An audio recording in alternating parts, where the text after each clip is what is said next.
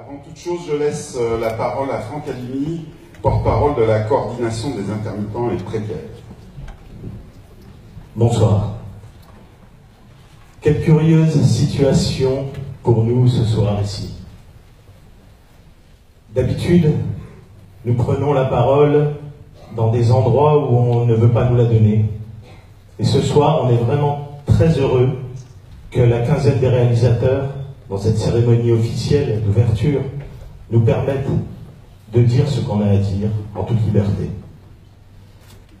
Et c'est également formidable de pouvoir prendre la parole juste après quelqu'un comme Jean-Pierre Daroussin, parce que c'est quelqu'un qui, de par son travail, de par ses pensées, de par tout ce qu'il véhicule depuis autant d'années, finalement, est à l'endroit où nous sommes nous aussi, c'est-à-dire l'endroit des sans grades, l'endroit des ouvriers, des techniciens, des artistes qui travaillent finalement pour cette grande œuvre qu'est un film.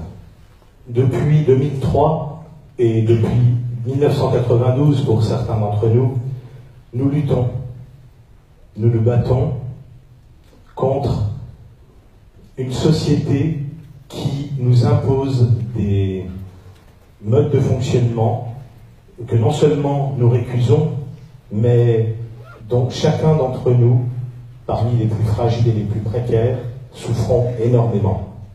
Nous nous sommes battus d'abord contre quelque chose qui était un texte en 2003 qui nous imposait des conditions de travail, puis des conditions de chômage qui nous précarisaient de plus en plus et qui rendaient notre discontinuité de droit très compliquée.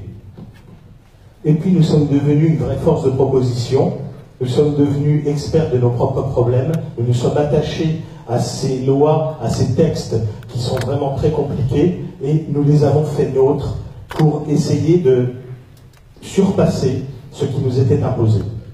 Et le 5 octobre dernier, nous avons remporté une victoire sociale absolument incroyable, une des plus grosses depuis 1936 et les congés payés, dont malheureusement très peu d'entre vous ont entendu parler, qui était une victoire au Conseil d'État, c'est-à-dire la plus haute juridiction administrative française.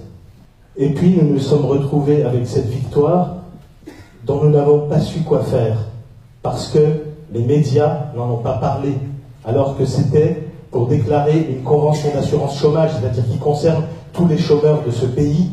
Eh bien, cette convention a été déclarée illégale par le Conseil d'État.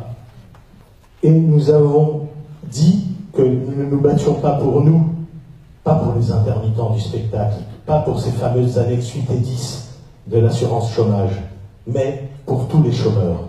Pourquoi?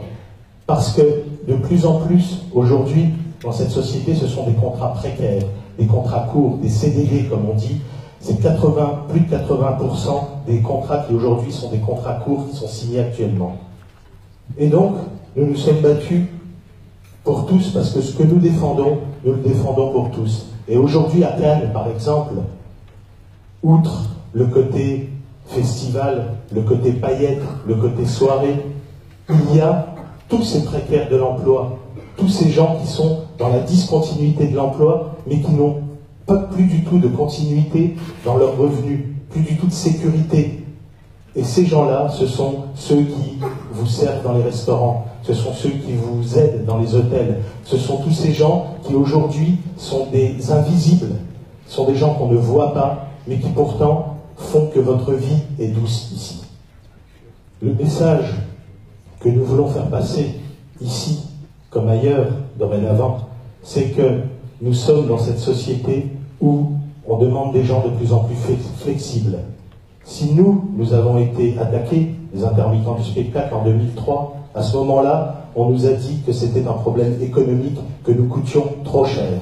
Or, 100 000 chômeurs indemnisés, c'est ce que nous sommes au niveau de l'assurance chômage en France, pour tout le spectacle et l'audiovisuel, c'est équivalent à 100 000 chômeurs d'un autre secteur d'activité. On n'imaginerait pas qu'on dise, tiens, 100 000 chômeurs dans la sidérurgie, ça coûte tant. 100 000 chômeurs en France, ça coûte 1 milliard. Ça coûte, on le sait, et c'est ce milliard-là qui coûte pour tous les secteurs d'activité. Et donc, en réalité, aujourd'hui, nous avons été attaqués parce que nous sommes le modèle du travailleur rêvé par le grand patronat, par le MEDEF. C'est-à-dire des gens qui sont hyper flexibles, qui sont hyper compétents, qui sont hyper bon marché. On les prend, on les paye, on les met là 2 heures, ils travaillent 2 heures, on les paye 2 heures et on les relâche dans la nature. Mais en face de cette hyper flexibilité, qui est une de nos caractéristiques principales, nous avons la chance d'être le dernier secteur à avoir une sécurité de droit, une continuité de droit dans cette discontinuité de l'emploi. Et c'est ça que le patronat, le grand patronat veut attaquer, parce qu'ils ne veulent pas qu'il y ait en face de cette flexibilité et de cette discontinuité de droit, une continuité qui nous permette de vivre.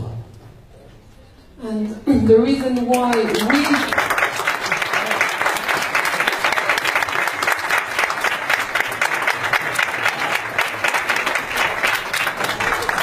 Oui, stop, oui, je vais terminer, ne vous inquiétez pas. On a tellement peu la parole que quand on l'a 6 minutes, c'est appréciable. Donc, juste pour terminer, pour dire que l'année dernière, dans ce festival, avec Vincent Lindon, où là on parlait du chômage, il y a eu standing ovation pour Vincent Lindon. La différence qu'il y a aujourd'hui entre le cinéma et nous, là où nous sommes, les pieds dans la glaise, la main dans le cambouis, cette différence qu'il y a, c'est la matière à cinéma et le cinéma. Le cinéma observe, le cinéma regarde ce qui se passe dans la société. Nous y vivons et nous essayons d'y défendre des droits. Donc à partir du moment où nous essayons de nous défendre et d'exister tout simplement pour survivre, le cinéma peut se pencher là-dessus, mais le cinéma ferait aussi bien d'être dans la lutte avec nous, de façon à ce que tous les techniciens, les artistes puissent participer à votre grande œuvre, à tous. Je vous remercie. Vous ne nous aimez pas, ce n'est pas grave.